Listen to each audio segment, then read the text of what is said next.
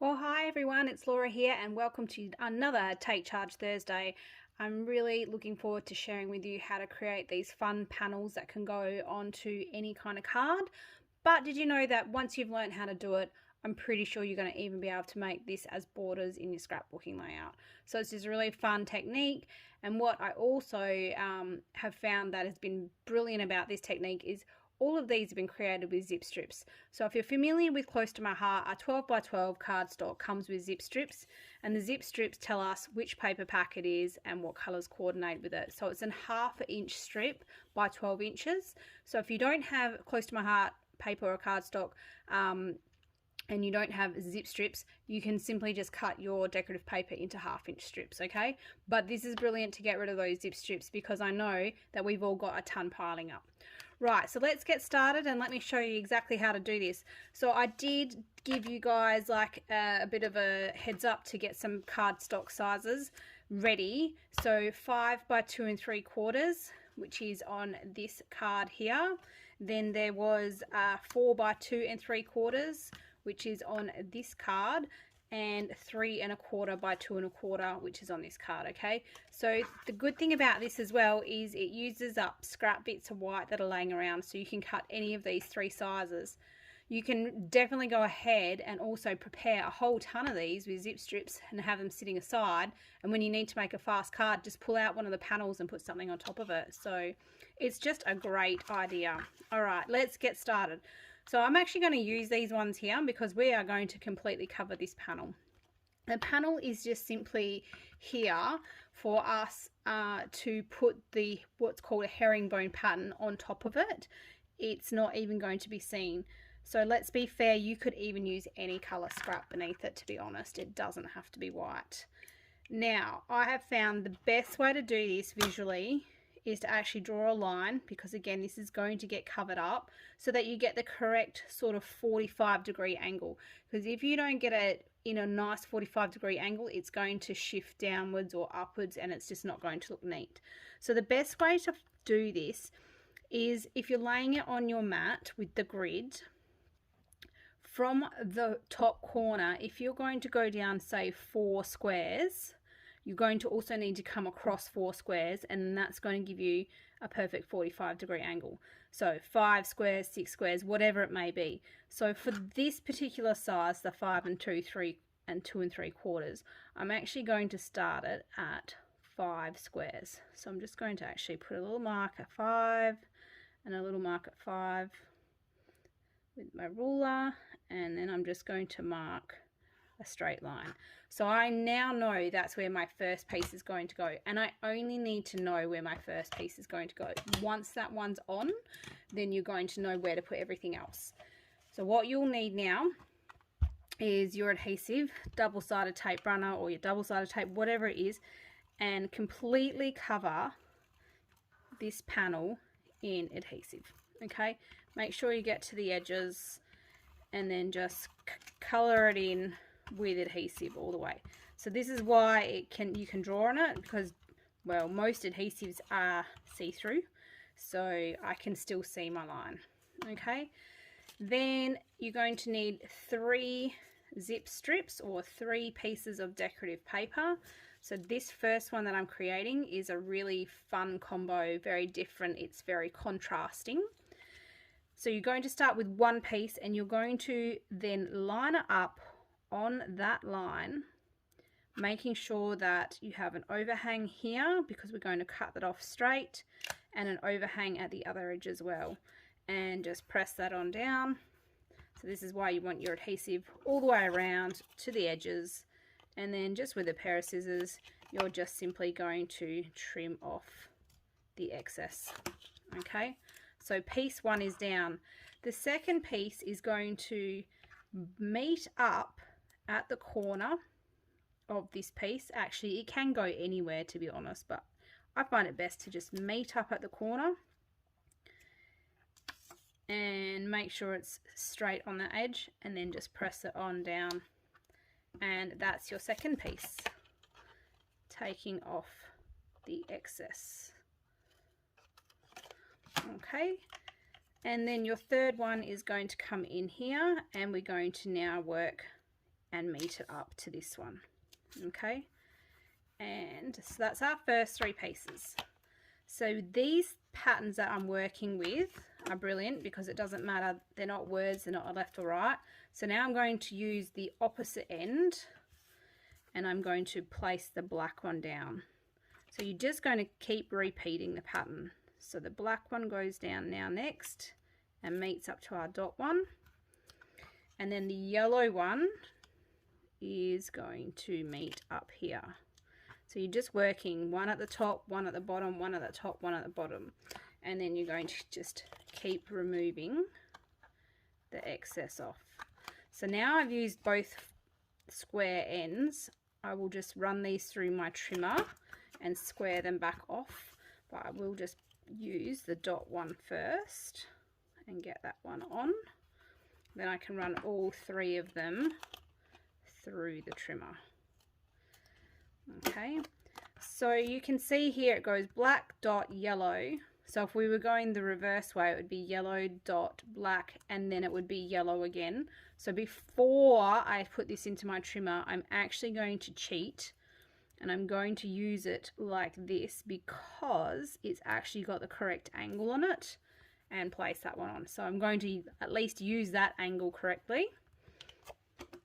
Little tips and tricks. Okay, and so this goes dot, black, yellow. So the next one next to that is dot. And so I'm going to use this angle here. And it meets up to the corner perfectly, which is even more fun. Okay. Right, so I've used those angles, and then this one is also dot. So I'm just going to use that one there as well and fill in all of those gaps. Okay, so I just quickly grab the trimmer and just line it up and just square it back off. That's all I need to do, and I'll just square off both ends, and then I can use them again to keep filling in that panel that we've double-sided adhesive. So you can see how quick and easy this is, and it just looks really special when it's finished. Okay, so let's remove that, get my panel back. So I went here last, so now I need to go back upwards, and after the yellow is black. Slowly losing my dimensions. And after dot is yellow. I just find it easier to do no more than one at a time on either side, just so that you're only trying to trim through one and you're not trying to trim through 2. So, but if you are confident to trim through 2, you could keep layering it up with more. Okay, so quickly get all these down after yellow is black. So this is the largest panel that I've had given you. The smaller panels obviously take less time and a little bit less of the zip strips. But you will get this entire panel out of the 3 zip strips. Okay, where am I at? I'm at dot, yellow, black. What have I done wrong? Yellow, black dot, yellow, black dot. Oh no, that's right. Here we go, and it's this way I need to go. Yellow. And then it is dot here. So it does not matter if it's not smack in the middle. I actually sort of like that it's not. You can just play around where your starting point is and you'll learn where it lines up differently, how many squares where you start. At the very start, remember where I drew that line? Alright, so I just need to square off the ends one more time. So you just need your trimmer handy just to square off the ends. It's just better to do it on the trimmer, then you know it's dead straight, rather than with your scissors, because they do butt up to each other. Okay, so you don't want to rely on you doing it square with the scissors and it's not 100% square, because you really are making them butt up to each other. You want it nice and neat. All right, so we're going back this way with black.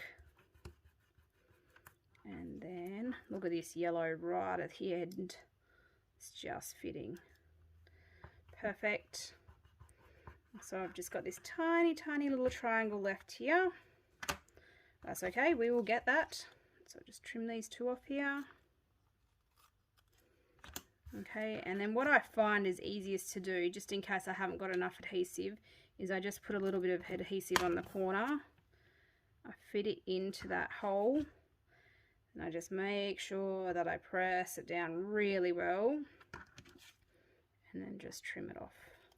Woohoo! And that's the panel done. How fun does that look? Okay, so then I just use a standard close to my heart value pack card. So the card front ends up at 4 1/4 by 5 1/2, and we're going to make this go this way. I think is going to be brilliant.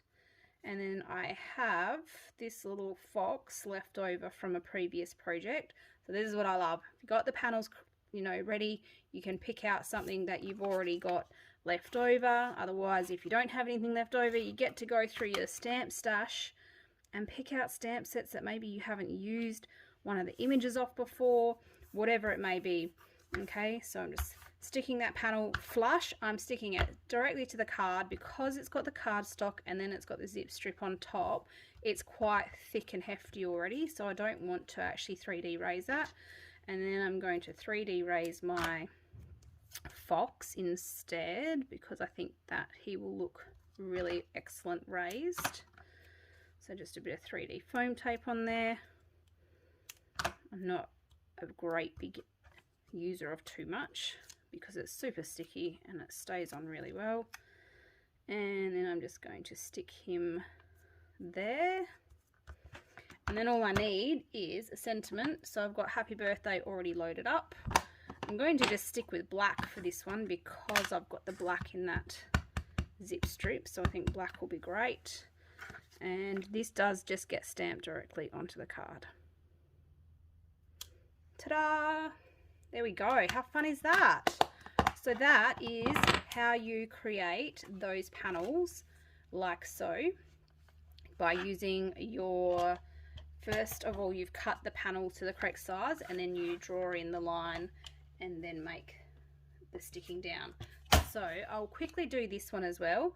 What I'll do is I'll just start it and then I'm going to speed it up so you just see me run through it, and then I'll come back and talk to you once I've actually got the panel all done together.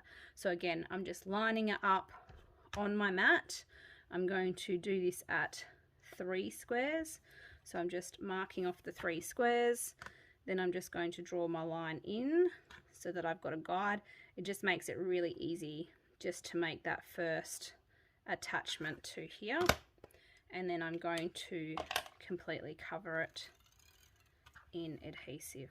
Okay, so this particular size one, again, we'll use the 3 zip strips. The very smallest one, you should actually be able to use all 3 zip strips and cover 2 panels with the 3 zip strips. Okay, so I will just quickly do this one as fast as I can and we'll see it when it's finished.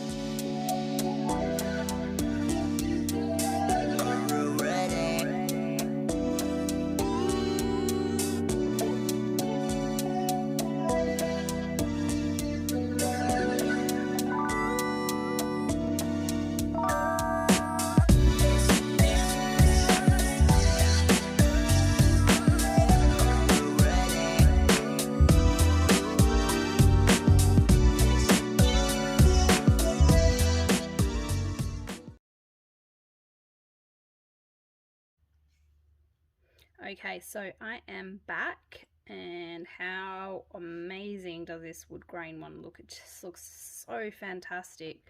It almost looks like a parquetry floor, doesn't it? Okay, so that one will go on there, and then I just found some flowers that I had already coloured in, and I already had a feeling that the flowers would look amazing with the wooden background, and it really does. So there you go, my friends. That is how you create super fun cards, by using up your zip strips and by cutting down the panels in your white daisy or even another color cardstock.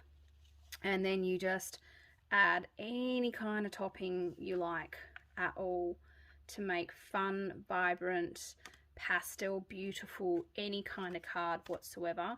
So let me just quickly stick this one down, and let me just explain that yes, I have done like some journaling borders around the edges of the card. I just think that adds a little bit of extra pizzazz rather than a plain white card. Like if I just, before I stick it down, if I just stuck that down on plain white, you can see it just doesn't quite have the fun or vibrancy as having that little bit of a journal border. So just a black pen, journal pen, and just draw on. There's so many ways you can draw on journal pen borders, and you could absolutely just look on Pinterest for journal pen borders. There's so many to choose from. And then just go through either stuff you've already stamped and colored in and cut out, and just you didn't end up using it on a project. You might not have used it on a card, you might not have used it on a scrapbook page, you've just got it spare laying around. If you don't have anything spare laying around, what a great opportunity to just create a fun background and then coordinate a fun stamp set with it. So really simple, really easy, great way to use up your stash, great way to take charge of what you own and get it used. Create some beautiful pieces of art. Okay, so on goes the beautiful flowers. I think I've got a little piece of tape sticking out there. The backing didn't come out. Oh, there we go. And then I'll stick this other one in the back there.